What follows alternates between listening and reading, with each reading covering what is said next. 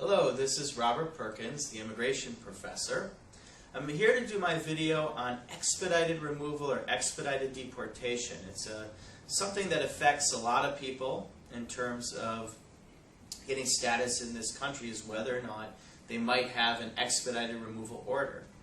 All of my informational videos you can see on my website, www.immigration-professor.com.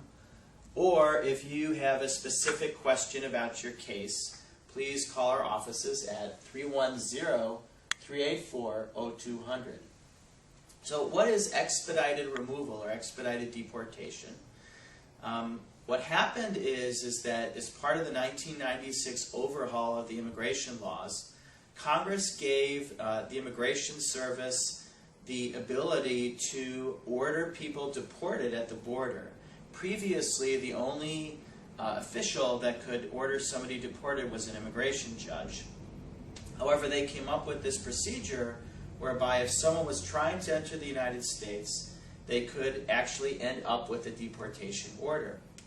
And there's two circumstances that an officer can do this. One is if they think that a person is committing fraud.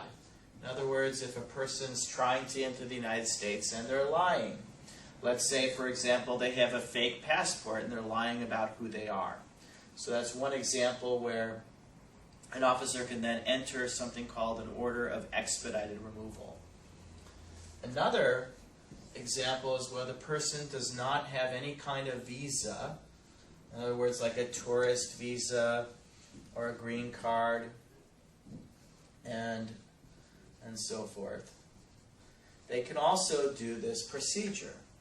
Well, why is this important? Well, it's very important because if somebody has an expedited removal order, they're actually subject to a 5-year bar from re-entering the United States. So let's say you had someone that tried to enter the United States, they were rejected and given this order, and they later marry an American citizen. They would then be still subject to this bar. The bar can be waived or excused under certain circumstances, but that's the subject of another video. Again, you can see all of my educational videos on immigration topics on my website, www.immigration-professor.com, or if you have a specific question about your case, please call our office at 310-384-0200. We do immigration cases all across the United States and also in foreign countries. So what are the implications of this expedited removal? Well, there's a lot of them actually. And let's go over some. One, because you're not in immigration court, it's just an officer giving this order, you don't have any kind of right to a hearing. So there's no real hearing. There are certain things that officers are supposed to do when they enter an order of expedited removal. They are supposed to explain to you what they're doing, and many times they are encouraged to allow you to simply admit that you've done wrong and withdraw your application to be admitted to the United States. That's something I would really encourage people to do, because if they are allowed to withdraw their application to be admitted to the United States without this expedited removal bar, then they can re-enter the United States without the bar, the 5-year bar, being present. So one thing is no hearing, and the other thing is no appeal. So even if you think that the officers may have done something unfair or anything, there's actually no appeal of anything that they've done. So that's very problematic. Again, this applies for people entering the United States who are, an officer thinks committed fraud, or they don't have valid documents. So what ends up happening a lot with expedited removal orders, I think it's important to talk about this, is people get them, especially people trying to cross the border and come, and they don't know whether they have an expedited removal order or not. They may have tried to cross the border and gotten stopped or fingerprinted, and maybe they didn't understand what was going on, and they have an expedited removal order. It's very important for that person, before they apply for any immigration benefits, let's say that person marries a citizen, to check whether they might have an expedited removal order. And I'm going to explain why it's important to check. Let's say someone tries to get in the United States, doesn't, gets an expedited removal order, and then comes back illegally in the United States, and they're here for 20 years, and they've married a citizen, and they have 5 U.S. citizen kids.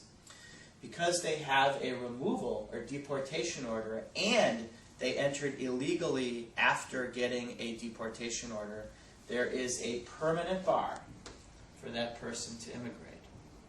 It's a permanent bar. So it's very important to know whether you have an expedited removal order. And we've actually had cases where people applied, they've married a citizen, they've then applied for a green card, not knowing that they had an order, and once they got to their green card interview with their wife and 5 kids there, they were then subsequently deported back to their home country. So it's very important to find out whether you have one of these. The way that you do that is by filing something called a Freedom of Information Act request with the government and checking to see if they have any records of what happened when you tried to enter the border and you may have gotten fingerprinted. It does take several months to get the response back to the Freedom of Information Act request, but it's very important that you do so and you check whether you have an order, because no matter where you're processing for your green card, if you have that order, you could end up getting deported or stuck outside the United States. Again, you can see all of our informational videos on our website, www.immigration-professor.com. Or if you have a specific question about your case, please call our offices, 310-384-0200. We do have physical offices in California and Illinois, but we serve clients all throughout the United States and also all through the world. Thank you very much.